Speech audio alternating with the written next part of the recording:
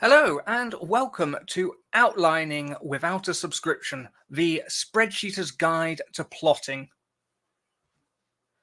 I would first like to say a thank you to Maggie Ward and to Kat Leo, who are moderating this session and are doing a fantastic job already plugging my books before even I get a chance to. If you haven't already, go ahead and subscribe to the channel and then we can get started.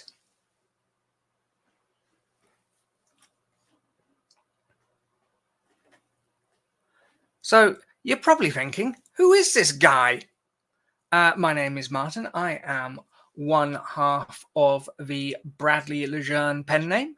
We publish space opera sci-fi books such as The McMurdo War, which is the third in the series. Book 4 is coming out later in the year.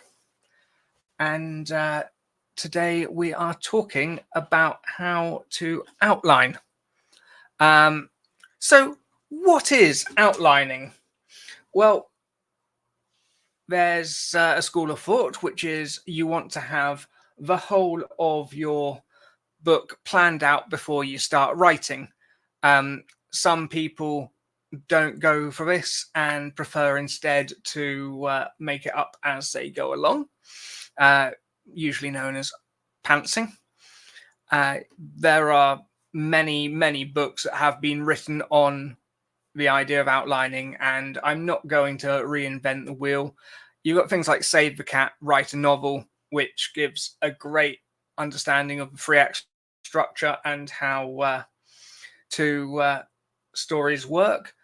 You've got Romancing the Beach, which is more geared towards love stories, and a lot of it can be traced back to Joseph Campbell, who studied the myths and folklores of many different cultures and would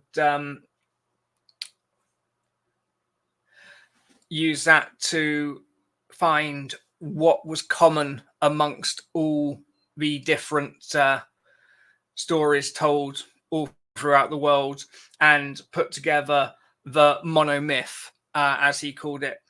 But we're not going to come up with any monomyths. We're just going to look at how you can use outlining to tell your stories without paying out for expensive monthly subscriptions for exciting software. Yes, Richard, I'm saying Excel isn't exciting, even if it does have a flight sim built into it. So what I'm going to be talking about comes from how television tells stories. If you look at TV, especially network TV, when they're putting out 20 more episodes a year, you can't just wait for inspiration to hit. You need a production line to keep telling your stories on schedule. And what they came up with was this beat sheet, where you'd have a teaser and then you'd have your title sequence and 4 acts with about 7 scenes each. This varied by, different countries and different networks. And what we're looking at is the thinking behind it rather than the actual breakdown of what it was used. You got this guy here. He stuck them up on a wall. I know Richard likes to use his whiteboard. If that works for you, great. If you just want to do it on a computer or on a notepad, that works too. It's about the ideas behind it rather than the minutiae. But how many chapters should my book have? If you Google this, you will find people who put out books that have a chapter that lasts half a page and chapters that are the whole book. There's no real structure to how long a book's chapter should be or how long a book should be. But as I say in Pirates of the Caribbean, there are guidelines. You want to look at what the genre you're writing in is and how that works, rather than just picking at something at random. Ideally, you want to have an idea if you're writing romance. If you're writing Regency romance, how long is a typical Regency romance? If you're writing romantasy, how long is other romantasy books? How many chapters do they have? How long are those chapters? Get an idea and come up with something that works for you.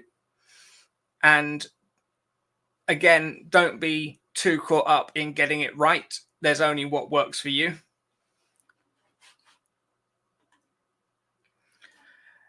So this is what my beat sheet looks like when I sit down to outline one of my books. What I like to do is, if you're familiar with Save the Cat, they have a 15 beat outline, which is quite a broad overview of the whole story.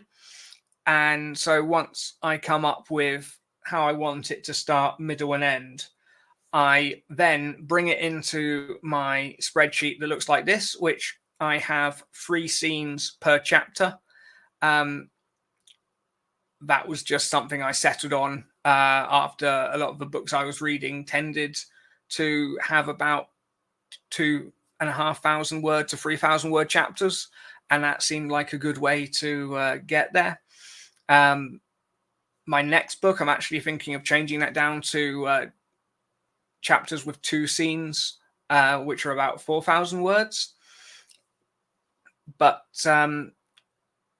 what I do is I break it down into that and just go through. I actually don't usually do chapter 1, chapter 2, chapter 3. Usually I know roughly what my act outs are going to be. If you look at Save the Cat, they talk about the 3-act structure, beginning, middle, and end, with beginning and end being about a quarter and middle being half. But then they split that in 2, so you have 4 acts of 25% of your story. And so once I know how Act 1's going to lead into Act 2 when things are getting started, how Act 2 is going to end and go into Act 3, I'll put those in and then join the scenes together. And this allows me to sort of do the Chekhov's gun thing of, oh, they've used a gun in Act 3, let's go and focus on that in Act 1 so it doesn't come as a complete surprise. What's really great about doing this in a spreadsheet as well is it's the perfect place to store your story information. So I do all my world building inside the spreadsheet. And so I've got one document. I just go back and look and check if I need to remember what my protagonist's eye color is. I can just pull it up. I'll usually have this open when I'm writing and check and come back. Something I picked up in a book called Write, Publish, Repeat is the idea of casting actors as your characters, not so you get set in anything specific, but just so you have things like eye color, hair color to go to. Bonus points if anyone can identify these lovely actors. And it's just a great way just to stay on top of what your characters look like. There's nothing worse than being in chapter 25 and trying to remember someone's eye color and if or where you mentioned it previously. What I've taken to doing as well is you can now put tick boxes in Excel and Google Sheets. What's great is you're able to put these in and then you can always roll back to an earlier version of Google Sheets or Excel if you need to. So I will tick when I've written a scene, and I've got progress bars, which I find really motivating, which will tell me it turns green after you get to about 25%.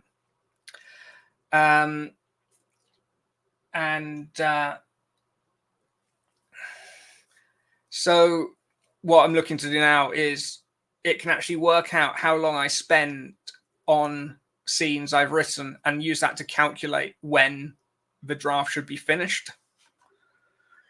And then the benefit of being a spreadsheet, if you want to change things around, you just drag and drop. It can be used as a group. These are pictures of people who are all accessing spreadsheets. If you're using multiple points of view, like Game of Thrones or the Expanse series, what I do is I just break it down by character and will do like a save a cat beat sheet for each point of view and then mix those in the chapter scene. And if you're doing a series, you can just do a different spreadsheet for each book. I generally only plan one book at a time. And there we are. If you have any questions, now would be the time.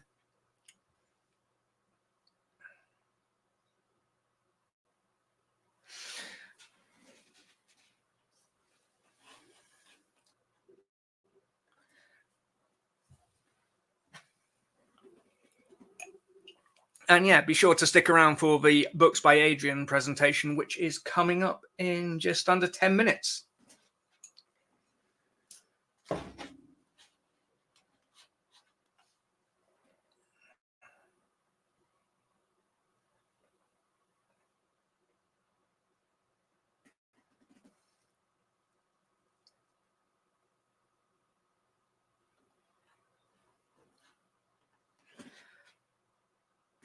Do you have cells that will automatically link to other cells? Yes. There's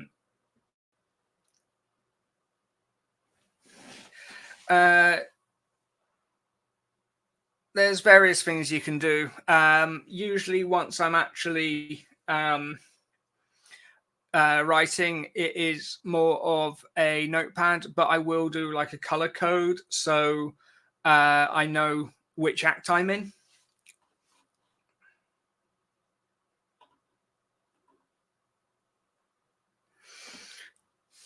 Hi, Kellyanne. I think I know you from Story Origin. I don't actually have one of these available, but I can get one put together. Shannon, you're an outlining genius. You don't need it, but we can get you one.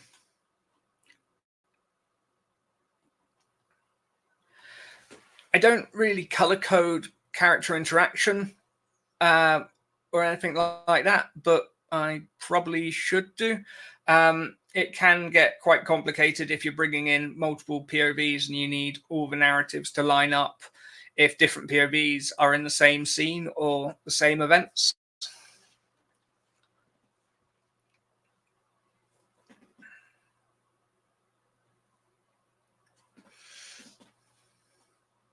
Also, it should be said that if you ever need a writing sprint, Kat has a spreadsheet which tracks when people are on YouTube, and she should totally drop a link.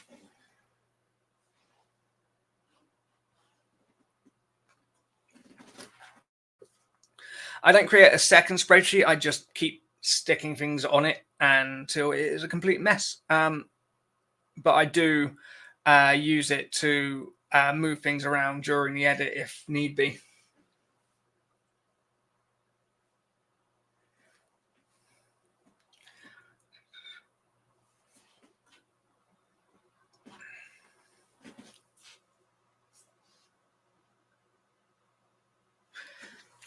Well, it has been an absolute pleasure to take part of the AWC.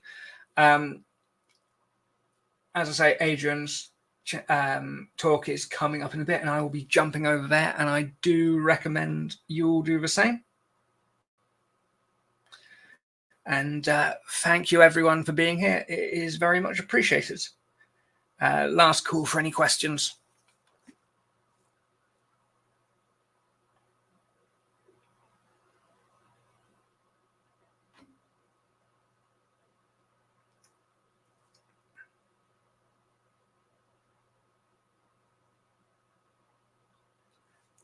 Well, thank you for having me. It's been an honor and a privilege.